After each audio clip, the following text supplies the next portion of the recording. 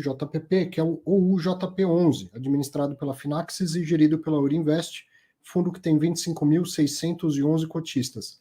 E é o mesmo fato relevante, né? É esse CRI Aracaju que o cedente e o fiador entraram em recuperação judicial. O CRI tem as mesmas garantias, enfim, é exatamente o mesmo fato relevante. O que tem de diferente que eu achei legal? Vem aqui dizendo que o CRI representa 0,76% do patrimônio e administradora e gestores estão em contato com a securitizadora e o agente fiduciário para definir a melhor estratégia a ser adotada, bem como a contratação do assessor legal de forma a preservar os direitos do fundo. Então, nessa última parte, o pessoal, né, desse fundo da Finaxis citou outros dois personagens que são importantes, a securitizadora e o agente fiduciário. Quem que é o tal do agente fiduciário? Fidúcia, lembra desse nome? O administrador fiduciário do fundo imobiliário? Fidúcia vem de confiança, fidus, que é confiança.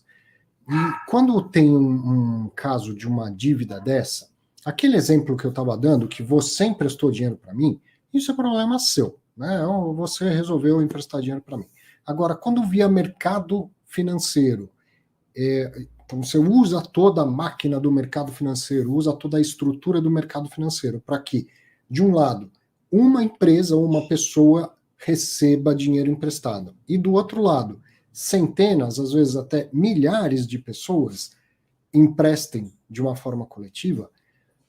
Se der problema, precisa ter alguém que olhe pelos interesses dessas pessoas coletivamente, certo? Num fundo imobiliário, não só quando dá problema, num fundo imobiliário é o administrador e o gestor. Ele está lá representando os interesses de todo mundo conforme a política de investimento. Quando a gente fala de uma debênture, de um CRI, de um CRA, essa figura é do agente fiduciário. Então, o agente fiduciário, tá tudo certo, tá tudo bem, tá entrando direitinho o dinheiro, ele não precisa atuar tanto assim. Deu problema, é ele quem tem que atuar e garantir que as coisas estão acontecendo em conformidade e no interesse dos credores, né? Então, esse é o agente fiduciário. Foi lógico que não é porque não está no outro fato relevante que o agente fiduciário não está sendo contatado, não é isso. Mas eu aproveitei essa diferencinha no texto. Sou professor, gosto de aprender com o dia a dia e que você aprenda também. Então, parei para explicar mais um detalhe, que é o do agente fiduciário. Sobre os CRIs dando problema. Sim, vai acontecer, é normal acontecer, isso é do crédito, certo? E eu, não me interprete mal, fico aliviado, de certa forma, de ver isso começar a aparecer, a acontecer, porque há quanto tempo a gente está vendo uma situação que nos fundos de papel parece que é outra galáxia, que é outro mundo, que tudo só dá certo, o rendimento é crescente o tempo todo, que maravilha. Quanta gente que entrou no mercado há pouco tempo e que fala, não, tijolo é uma porcaria, só quero saber de papel, olha aí, ó, papel que sempre sobe, papel que sempre... Não é assim, gente, né? Mercado é mercado. Né? Se não está bem para o tijolo, uma hora engasga o papel também. Então não é que eu estou feliz de ver dar problema, não é isso, mas nada como aprender com o dia a dia. Nada como aprender com o dia a dia. Não adianta a gente falar. É nessa hora que quem não tinha se dado conta ainda acaba... Opa! Pois é, né? Aquele cara que fica falando de diversificação o tempo todo. Eu gosto daquele influencer que fala bravo assim, e afirma aquelas coisas, né? Afirma, tem certeza de tudo e tal. A gente diversifica porque a gente tem certeza que não sabe nada do que vem pela frente, tá? E aí, quando essas coisas acontecem, escancaram o óbvio. E aí eu espero que você, se era necessário para você aprender isso, que aprenda agora. E veja, quando o fundo começa a ter problemas, não dá para colocar tudo nas costas da gestão. Ah, tá, não é porque estourou o problema que a gestão não atuou corretamente. Agora, como a gestão atua para resolver o problema, como a gestão atua para sair da fase difícil, para atravessar a fase difícil, e isso sim é bacana de avaliar. Isso sim é bacana de avaliar, certo? Então veja, quantas vezes e há quanto tempo eu venho falando, gente, se os fundos de papel estão aumentando a rentabilidade, porque está subindo o rendimento, vamos lembrar do óbvio. Se o retorno está aumentando, o risco está aumentando também. É uma lei da física, ora bolas. Se o retorno está aumentando, é porque o risco está aumentando também. Então lembra que o fundo é credor de uma dívida. Do outro lado, alguém é devedor dessa dívida. E se a cada mês que passa o fundo recebe mais, porque a inflação está subindo, porque o CDI está subindo, se o credor está recebendo cada vez mais, do outro lado o devedor está cada vez mais com dificuldade de pagar. E uma hora ele deixa de ter dificuldade para ter incapacidade de pagar. É isso que a gente está vendo acontecer no crédito privado. Vai acontecer mais. Sim, é uma catástrofe. Então agora fundo de papel não presta para nada? Não, muito longe disso. Muito longe disso.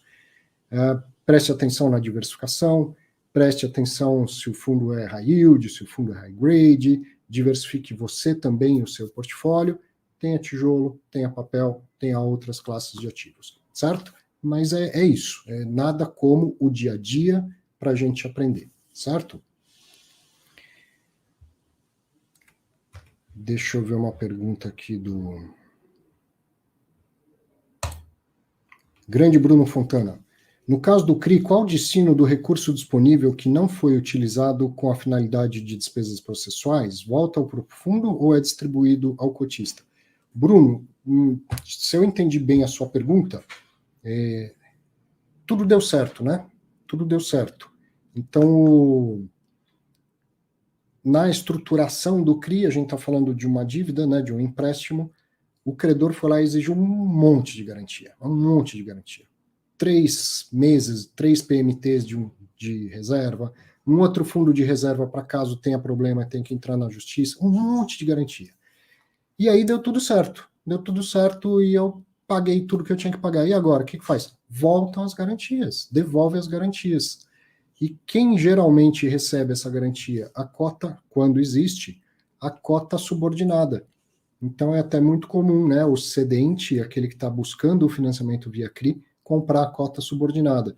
E aí as garantias que não foram utilizadas, elas são liberadas e esse dinheiro volta, tá? Para quem se obrigou a deixar esse dinheiro parado lá, geralmente isso está na cota subordinada, tá? Então é por isso, inclusive, que dá para dizer que a cota subordinada tem mais risco, mas tem mais retorno, né? Porque as outras cotas, a sênior, a mezanina, quando existe, ela tem um retorno limitado ali. E a subordinada, ela depois, ela tem um custo e um retorno maior, e principalmente se tudo der certo, isso acaba sendo exponenciado não, mas aumenta porque volta mais um fluxo. Além do fluxo normal da dívida, voltam as garantias. Então, para o empreendedor imobiliário que vai lá e fala, caramba, mas tudo isso de juro você quer? O credor que está estruturando bem ali, ele coloca isso também como até um incentivo. Ó, esse negócio está custando IPCA mais 15, mas se der tudo certo, volta tantos milhões de garantia, e aí no final das contas foi IPCA mais 12. Entendeu? Então a garantia, todas elas voltam. Quando não são utilizadas, óbvio. E não raro, elas vão voltando gradativamente. Né? Pô, a dívida de 5 anos, já passou 3 anos e meio. A dívida era de 50 milhões, agora o saldo da dívida é de 20 milhões. Não precisa de uma garantia de 40 milhões. No começo da dívida precisava, agora não precisa. Então vai até, se tiver assim no contrato, vai liberando parcialmente as garantias, porque vai dando fôlego para o empreendedor que ofereceu as garantias. Certo? Vamos para o próximo aqui, ó. E aí, essa semana ficou bem marcado primeiro fundos de papel e agora os fundos de tijolo.